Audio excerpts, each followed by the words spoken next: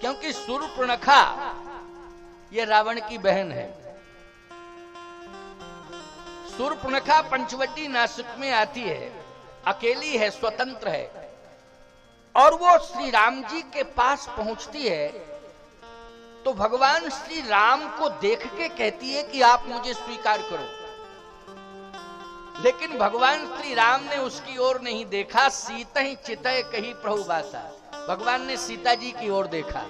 सीधी सी बात यह है कि कोई भी संसार का प्राणी अगर प्रभु राम को प्राप्त करना चाहता है तो सबसे पहले उसे भक्ति से संबंध जोड़ना पड़ेगा, भक्ति से नाता जोड़ना पड़ेगा। और सीता जी साक्षात भक्ति है, बोलो है कि नहीं?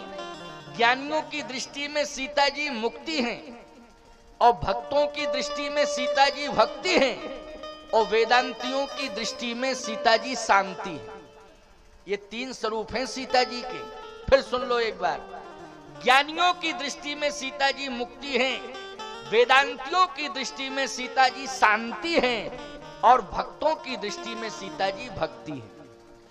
तो भगवान राम को देख करके शूर्पणखा कहती है कि आप मुझे स्वीकार करें। भगवान राम ने देखा नहीं, सीता ही चितय, सीता जी की ओर देखा। इसका सीधा सा अर्थ है कि सीता जी भक्ति हैं। क्या है? सीता जी भक्ति हैं। और भगवान ये कहना चाहते हैं कि जब तक संसार का प्राणी भक्ति को प्राप्त नहीं कर लेगा तब तक उसे परमात्मा की प्राप्ति हो ही नहीं सकती है। और यदि परमात्मा दिखाई भी दे जाएगा तो परमात्मा उस जीव को स्वीकार नहीं करेगा। तो पहले तो आप भक्ति का साम्राज्य स्थापित करें। भगवान भले ही आपके पास, ऐसा कौन सा प्राणी संसार का है कि जो परमात्मा के पास ना हो, परमात्मा उसके पास ना हो। जब तृण में कण में सब जगह परमात्मा है तो होते हुए भी हमें दिखाई नहीं देता है, लेकिन वो दिखाई नहीं दे रहा है। क्यों? कारण क्या है? कारण यही है कि हमारी आंखों पर वासना का मोतियाबिंद है, वासना का मोतियाबिंद। और ये जब तक वासना का मोतियाबिंद रहेगा तब तक जो है हमें समीप में खड़ा हुआ परमात्मा दिखाई नहीं देगा। जैसे आपके यहाँ सबसे पुराना अस्पताल सीतापुर में है, आंखों का अस्पताल है कि नहीं? अब तो हमारे चित्रकूट में भी बहुत बड़ा अस्पताल हो गया, लेकिन पुराना अस्पताल है सीतापुर का, बहुत प्राचीन।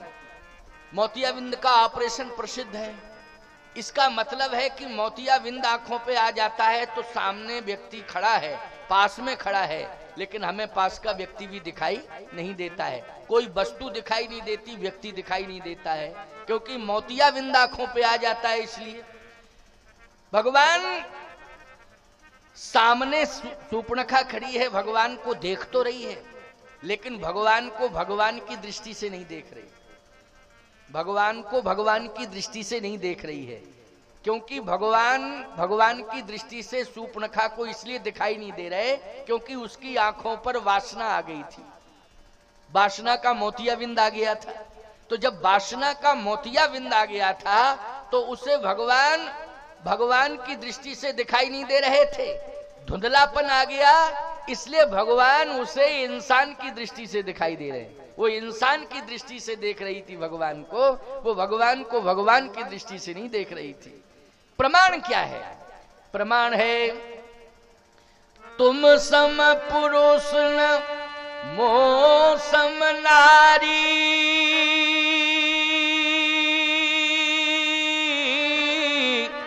ओ यही संयोग विधि रचे विचारी, ताते अब लग रहे वो कुंवारी,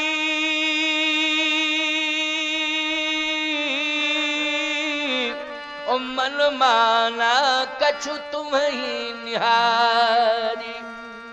भगवान से कहती है कि मैं अभी तक कुंवारी रही। अच्छा बोलो भैया, इंसान से आप छिपा लो, लेकिन भगवान से कोई बात छिप सकती है? जल्दी बोलो। भगवान से तो नहीं छिप सकती, इंसान से बात छिप सकती। वो भगवान से छिपा के करे, ताते अब लग रहे वो कुंवारी। अच्छा बोलो, शूर्पणखा कुंवारी थी कि नारी थी? नारी मानी पाणी ग्रहण जिसका हो गया हो नारी, कुंवारी नहीं थी, उसका तो विवाह हो गया था, बल्कि विधवा हो गई थी, वैधव्य ले लिया था, वैधव्य हो गया था उसका पति मारा गया। लेकिन ये रावण की बहन है और कहती है मैं अभी तक कुंवारी हूं। अरे संसार से छिपाओ लेकिन भगवान से तो मत छिपाओ। लेकिन भगवान को भगवान की तरह नहीं देख रही थी, वासना का मोतियाबिंद इसकी आंखों पे आ गया था, इसलिए इसे भगवान भगवान की तरह दिखाई नहीं दे रहे थे, वो तो सामान्य इंसान मान रही थी और कहती है कि मैं कुंवारी हूं, तुम्हारे साथ विवाह करना चाहती हूं। भगवान को देख करके उपासना आ जानी चाहिए। भगवान को देख करके भगवान का दर्शन आप मंदिर में करते हो, जब भी जाते हो मंदिर में तो ईमानदारी से बताओ, भगवान का दर्शन करते हो तो क्या लेके जाते हो साथ में? उपासना लेके जाते हो, तभी तो भगवान का दर्शन होता है। और यदि उपासना लेकर के नहीं जाओगे तो याद रखना मंदिर का भगवान पत्थर के रूप में दिखाई देगा, और उपासना लेकर के जाओगे तो याद रखना वो मंदिर का परमात्मा जो पत्थर के रूप में खड़ा है, अगर सच्ची भक्त प्रहलाद जैसी उपासना होगी तो उसी पत्थर से परमात्मा प्रकट हो जाएगा और तुम्हें दर्शन देकर कृतार्थ करेगा। लेकिन उपासना लेके जाओगे तब। शूर्पणखा भगवान से विवाह करना चाहती है, ये वासना है। भगवान ने सोचा कि ये महिला झूठ बोल रही है। भाई मीरा जी ने भी पति के रूप में परमात्मा को स्वीकार किया था, बोलो किया था कि नहीं किया था? पति के रूप में तो मीरा ने भी स्वीकार किया था, लेकिन मीरा उपासना लेकर के गई थी भगवान के सामने, बोलो गई थी कि नहीं गई थी?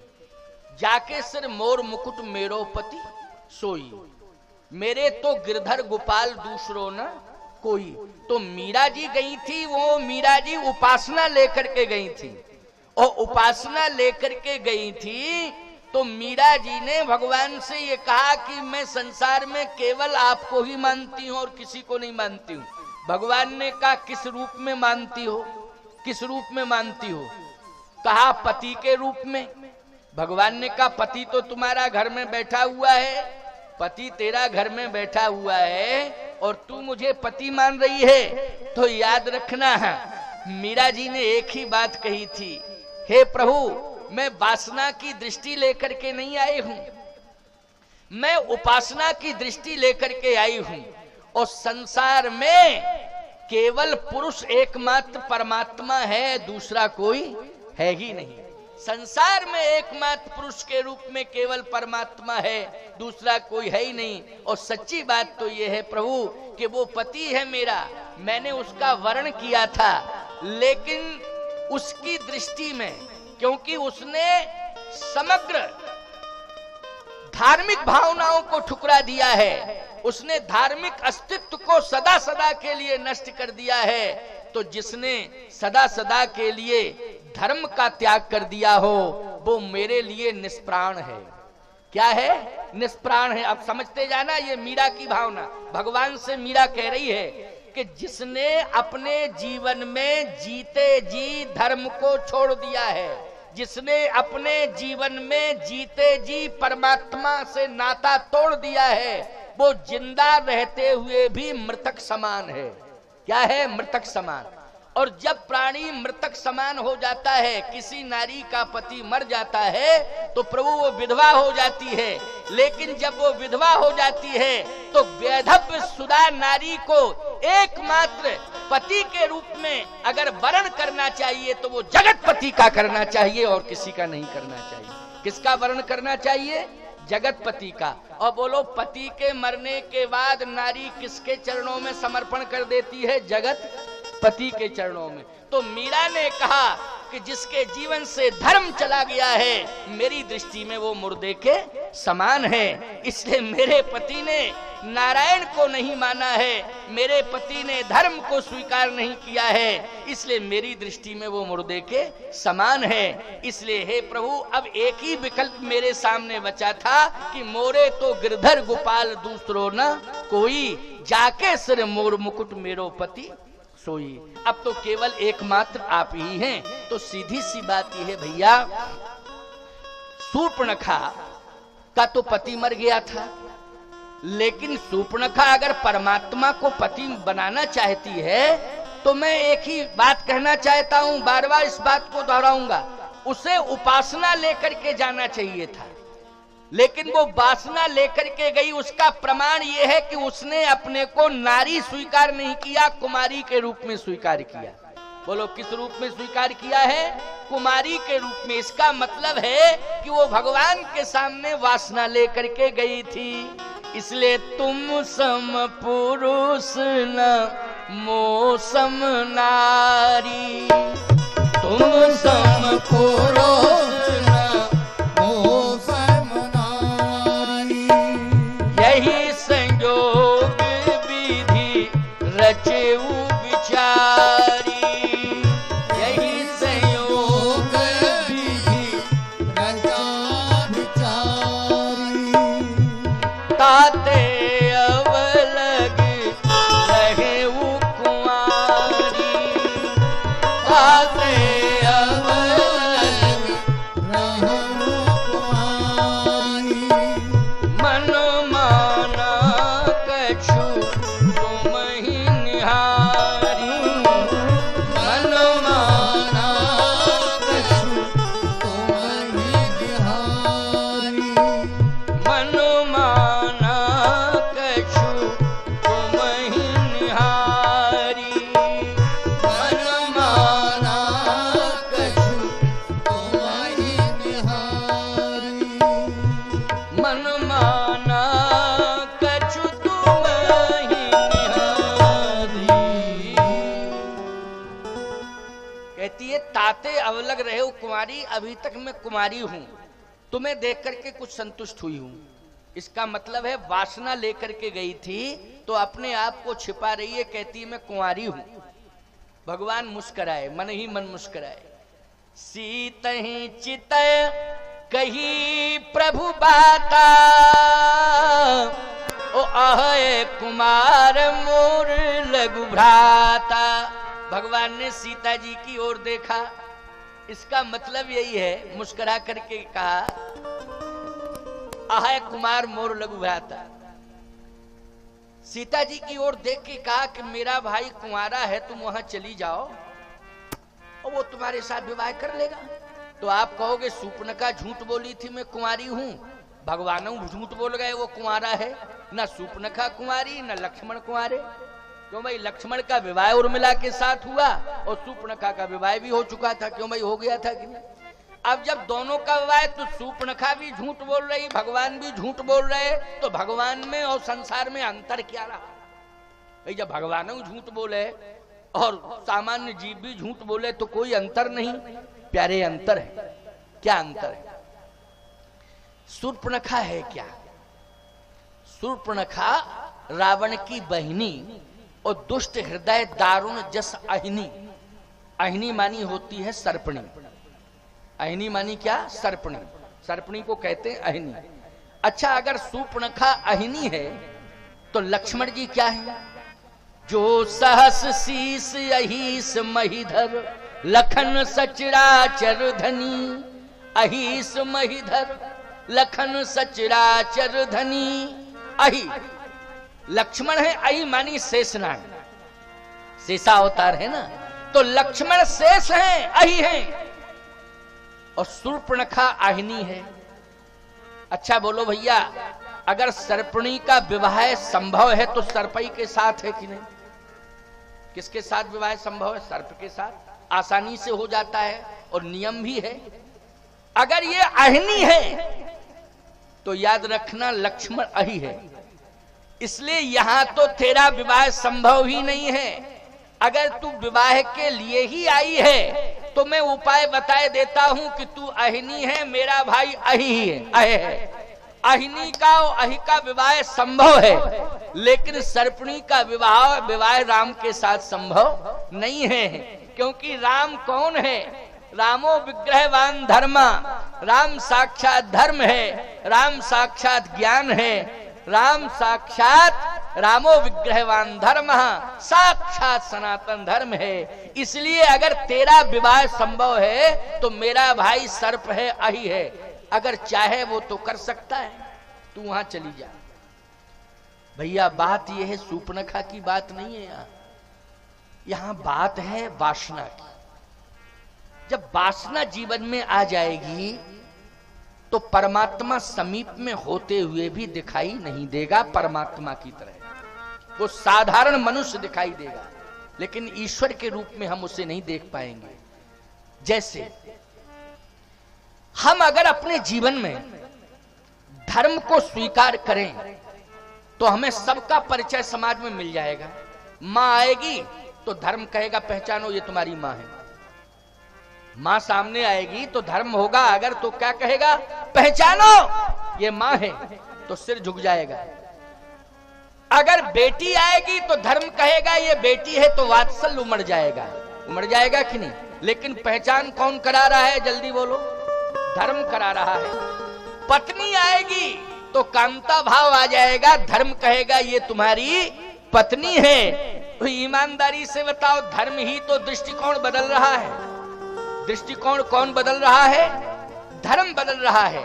जहां जीवन में धर्म होता है निश्चित रूप से वहां उपासना रहती है आंखों में, और जहां आंखों में उपासना होती है वहां निश्चित रूप से हम जिसे भी देखते हैं धर्म ही पहचान कराता है कि ये परिचय है, इसको इस रूप में स्वीकार करो। और यदि हमारी आंखों में उपासना रहेगी तो समाज में हम कहीं भी जाएंगे, अगर परमात्मा किसी भेष को बदल के खड़ा होगा तो धर्म कहेगा ये भेष बदला हुआ है, लेकिन वास्तव में ये ईश्वर है, पहचानो और समर्पण कर दो, क्योंकि ये परमात्मा है। तो बोलो पहचान कौन बताता है? असली धर्म बताता है। यही बात किष्किंधा कांड में है। कैसे? किष्किंधा कांड, अरण्य कांड से किष्किंधा कांड शुरू। अरण्य कांड के बाद कौन सा कांड शुरू होता है? किष्किंधा कांड शुरू होता है। अरण्य कांड में रावण की विनाश यात्रा शुरू हुई। अरण्य कांड से रावण की विनाश यात्रा प्रारंभ हुई, और अयोध्या कांड से राम जी की विकास यात्रा शुरू हुई। और अयोध्या कांड से राम जी की विकास यात्रा शुरू हुई, और अरण्य कांड से रावण की विनाश यात्रा शुरू हुई। क्योंकि सूर्पणखा गई और सूर्पणखा ने जाकर के, जब लक्ष्मण ने नाक कान काट दिए तो जाके रावण के पास गई और कहती है तोर जियत दशकंधर मोर की असगति होय। रावण तू मेरा भाई है और तेरे रहते हुए मेरी ये दशा है कि नाक कान कट गए। रावण ने कहा कि नाक कान काटे किसने? का एक तपस्वी आया है, उसके साथ में उसका एक भाई है, तो वो तो बड़ा जो भाई है वो तो सीधा साधा कुछ लगता है, लेकिन उसका छोटा भाई बहुत तेज तर्रार है, उसी ने हमारे नाक कान काट दिए। कहाँ रहता है वो? कहे पंचवटी नासिक में। अरे तो वहीं पास में तो खरदूषण रहता था। खरदूषण मौसम बलवंता, मुझसे भी बड़ा बलवान है वो। खरदूषण तेरा भाई संबंध में भाई लगता है, तो खरदूषण के पास क्यों नहीं गई? कहा खरदूषण को भी मार डाला उन्होंने। ओहो, खरदूषण को भी मार डाला। अच्छा, अपमान किया तेरा, नाक कान काटे। बहन तू चिंता मत कर, अपमान का बदला मैं लूंगा। देखो बहन को नहीं डांटा, बहन को प्रोत्साहित कर रहा है वो। कहना ये चाहिए था कि तुम अकेली क्यों गई थी? जब इतना बड़ा वंश परिवार है तो किसी ना किसी को साथ लेके जाना चाहिए था। हमारे यहाँ नारी समाज को विशेष संरक्षण दिया जाता है। जब इनका जन्म होता है तो माता पिता के संरक्षण में रहती है। बोलो रहती है ना जन्म में। इसके बाद जब विवाह होता है तो पति के संरक्षण में, और जब संतान हो जाती है तो वृद्धावस्था में संतान के संरक्षण में। बोलो जन्म से लेकर के मृत्यु तक संरक्षण ही संरक्षण है कि नहीं?